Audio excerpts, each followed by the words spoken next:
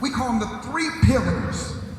And in the area that you're the master of, that you were shaken to the heavens, and I'm the master of this, those three things exist all the time, or at least did when you became the master of that thing. Because some of you are the master of it, but you're on a sustain. That's just the way you are. And so you may have worked really hard at it when you were younger, and those three things existed, and now you're kind of floating on it. Conversely, the area that you are not the master of, one, if not all of these, are at a very low level or out of it. So knowing that, if all you have to do is take the area that you are not the master and apply these three things, and you will become the master. Does that make sense? Yes. Okay, so what I want you to do is turn in your manuals to page number 45. Page number 45. And these are the three pillars of progress. Now everybody look up here for a second.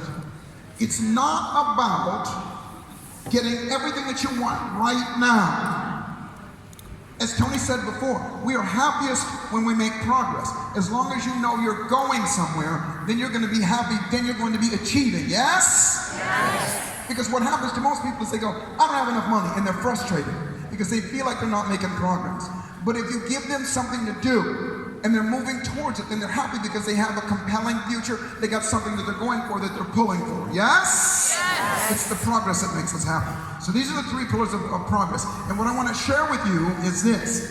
In these areas, you make the judgment on the areas that you're the master of and you're not. The first pillar, all the way on the right, is get laser focused and make it clear and compelling.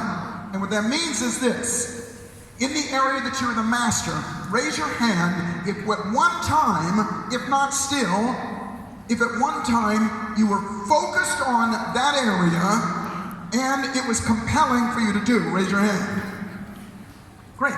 So the area that you're at, say like your physical body. Maybe at one point you said, you know what, I'm gonna focus on getting in a certain weight, or getting muscular, or losing weight, or gaining weight, or whatever. And you focused on that, and you were clear on what you were making to make that happen. Again, raise your hand if at least one time in your life, or maybe still, you were focused and clear on what you wanted. Say aye. Raise your hand. Okay? And that is why you're the master of it. Because there's residue. There's something left over. When you do it at one point in your life, it becomes who you are. And if you're still healthy, let's just use, like I said, your physical body, it's because whatever you did back then, there's something that left over. You probably eat a certain way, you probably exercise a certain way, you probably take care of yourself.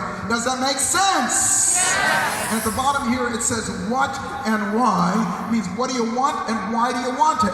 The first two steps of the ultimate success formula. Know your outcome and know your reasons why. Now, you may not be clear and conscious of your reasons why now, but if you look back, there was a time that you said, I'm going to get myself in shape.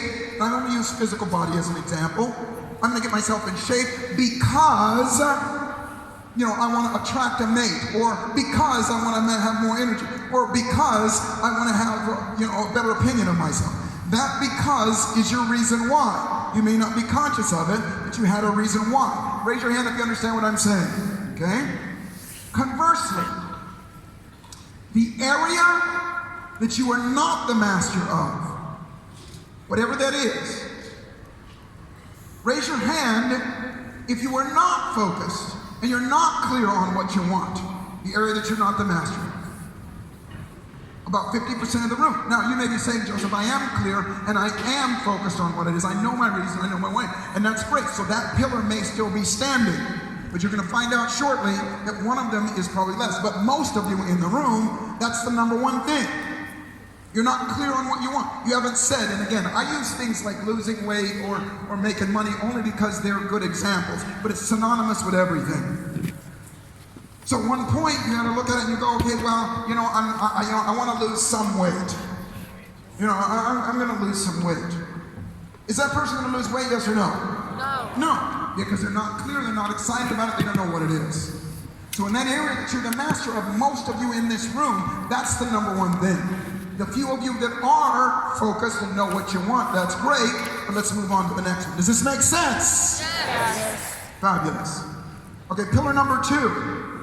Get the best tools, a map, strategy, or coaching for results. In the area that you are the master, was there a time in your life, or now, because you're the master, did you have a plan? Did you have a coach? Did you have a mentor or teacher? And that doesn't always mean it had to be a physical person. Maybe you did something online. Maybe you learned it somewhere. Did you get some training on it? Did you model somebody? Raise your hand if the area that you're the master of, at one point you had a map, you had a plan, you had a coach or a mentor, one of those things going on. Raise your hand. Everybody. That's why you're the master of it, because that pillar exists. Does this make sense? Yes. Does this make sense? Yes. Because guys, the reason I'm sharing with, again, I'm just giving you information. Tony's going to put this stuff inside your nervous system. But the reason I'm sharing with this is because I want you to understand how simple it is. Understand this, that most people, there's a saying, and that is complexity is the enemy of execution. Complexity, meaning when people make things too complicated, they check out. It's so much easier to watch television or play on social media or video games or something like that than to deal with the complexity of things. If it's only 3 things and I make it so simple for you, then the likelihood of you doing it increases. Does that make sense? Yes. Does that make sense? Yes. Okay, so let's look at the area that you are not the master. The area that you are not the master. Are you, or were you? Probably are you. Are you in that area? Do you have a plan, a map, coaching, and mentoring? Raise your hand if you do or did. No. Maybe about 3% of the audience. 3% of you. And this should be clear to you that, listen, if all I have to do is get a plan, they're all around us. Obviously, this environment is the best in the world, but it's all around it. If all you have to do is get a plan. Now, by the way, here's what I want you to understand, a couple things. I keep saying this over and over again, and I want to make sure that you get this. That it's not about doing everything all at once. You just do a little bit.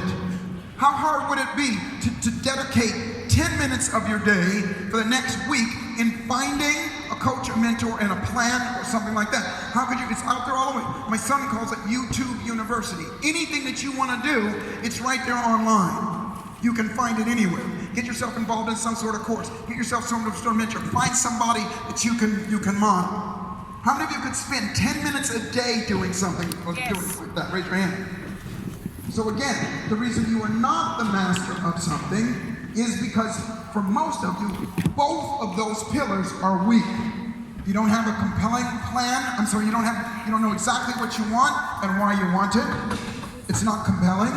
And you don't have a plan, a coach, a mentor, or a system that you can follow. And that's why you're not the master of it. Does that make sense? Yes. Now, the third pillar.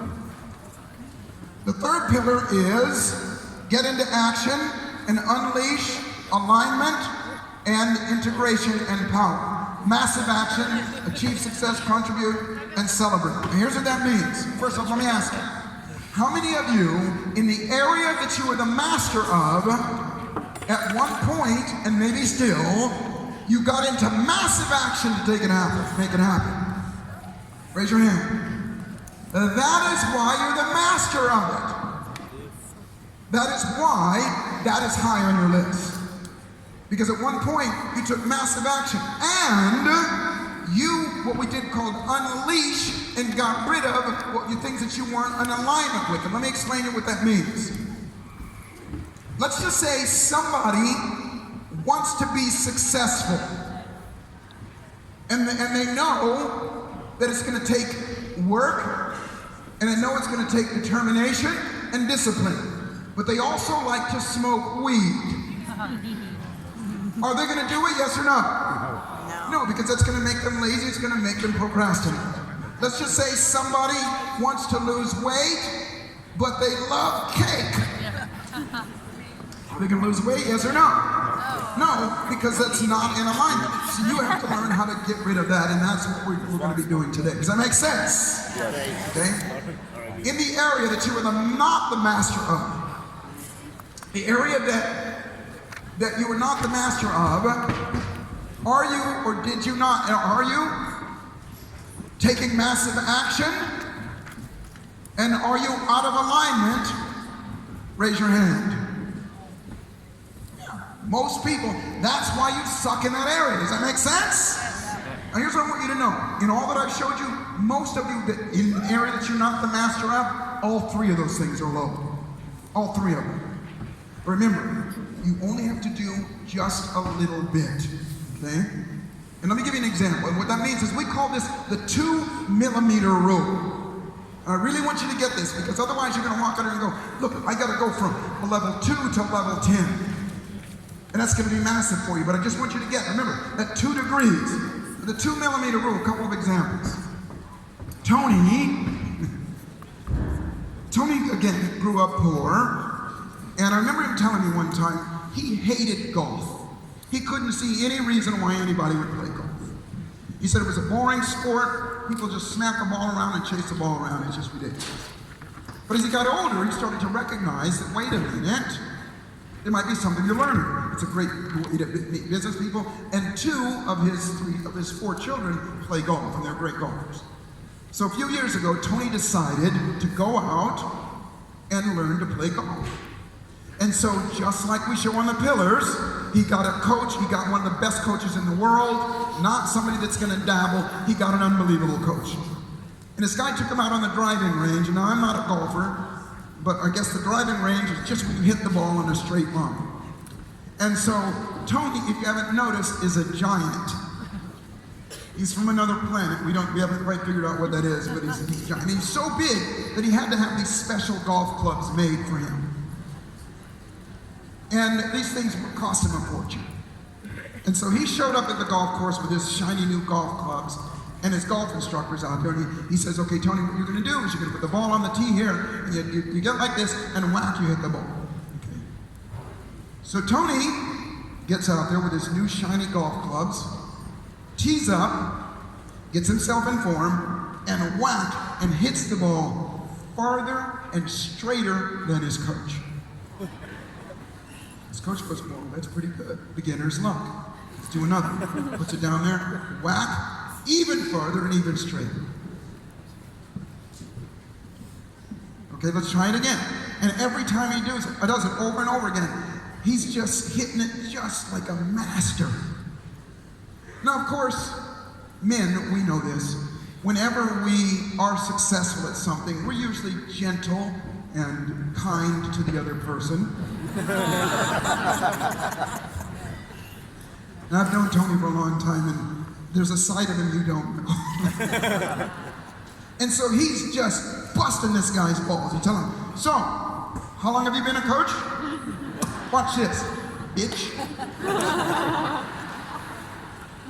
And you've been doing this for how long? Watch this. And so he's just tearing this guy to pieces, forgetting that payback is a bitch.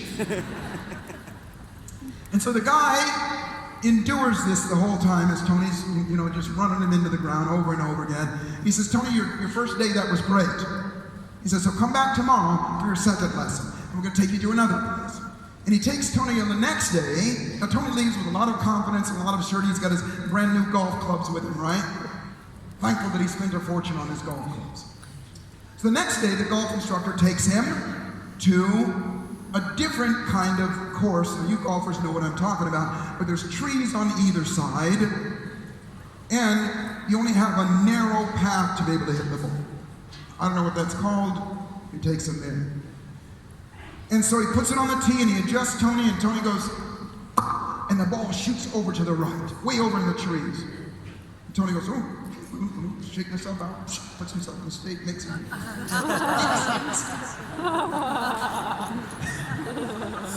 Puts the ball down, and now it goes over to the left. He goes, okay, wait, let me adjust. Puts another one down, and he makes his adjustment, goes over to the right. And keeps going left and right, going short. And he's starting to get frustrated. Tony's getting frustrated. And the coach, of course, being gentle, goes, welcome to golf, bitch.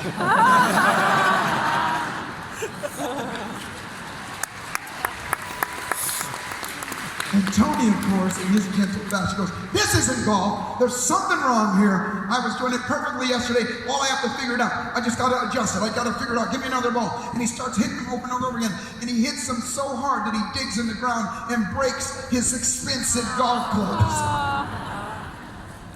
And so now he's got to get little normal person golf clubs like this. And so the coach goes, Tony, remember, I'm your coach. Let me help you. And so Tony calms down and he says, now listen, here's what's going on. Because of the trees and because everything that's going on, all that stuff is throwing you off. And I adjusted you to be able to do this. And Tony goes, you engineered this? And he goes, yes. And he goes, well, why? And he goes, because I wanted you to get something that we call the 2-millimeter rule. Tony goes, well, what's that? And he goes, listen, the way you hit a golf ball, it has to hit it square on.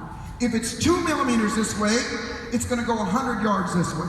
If it's 2 millimeters this way, it's going to go 100 yards this way. So every time you're adjusting, you're over-adjusting. And that's what most of us do in life. Most of us feel like, well, we got to do 10%, 100%, 20%. No, it's only 2 millimeters. And of course, Tony, he showed him how to do it, and then now he's able to hit the ball, and Tony's a great golfer now. So the reason I share that with you, it's a metaphor for your life. As you approach something, everybody look up here for a second. Relax. Relax. Everything is going to be okay. The sun comes up every single day, I promise you. I bet you $1 billion it's going to come up tomorrow. How many of you have had a meal every day of your life? Raise your hand. How many of you figured out it's going to be okay? Relax, number one. Adjust 2 millimeters. Another example. Tony is really good friends with one of the top plastic surgeons in Los Angeles. He does all the movie stars and all the people and everything. And Tony was talking to him and he was interviewing and he said, what makes you so great? And the guy goes, I employ the 2-millimeter rule. Tony goes, really? He goes, I know about that. And he goes, well, what do you mean by that? And he goes, instead of making all of these big adjustments and you know, lifts and things like that on the face, he says, what I figured out, and I saw the book, by the way, there's a book and you can see this. He says that it's just 2 millimeters. If the distance between your nose, the tip of your nose, and the top of your lip is 2 millimeters off, too big, you're butt ugly. If it's 2 millimeters right on, you're gorgeous. The distance between your eyes, all of those things. And so he makes just little bitty shifts on the face and they look natural. Does this make sense? Yes. So as you look at the area that you are not the master of, those 3 areas, all you gotta do is go back here and go, okay, wait a minute. I need to get clear and focused on what I want and make it compelling. So one day, sit down and just make a list of what you want and just kind of clear it out and write it down. Remember what I've said to you over and over again. Whatever you write is what you invite. Most of you have never written down your goals. Most of you have never written down in these areas. So if you go looking at, let's just say your physical body, you go, okay, I want to get to this weight or this size, this energy. You just write it down. That's step number 1. Could that be your 2-millimeter shift? Yes or no? Yes. Just writing it down. Go to the next area. Get a map, get a plan, get a tool. Find yourself a coach. Get something done about it. Next area. Get into action. You don't have to take massive action all the time, but take massive action 2% of the time. Does that make sense? Does that make sense? Yes. And if I were you, I would put my books down and I would stand up.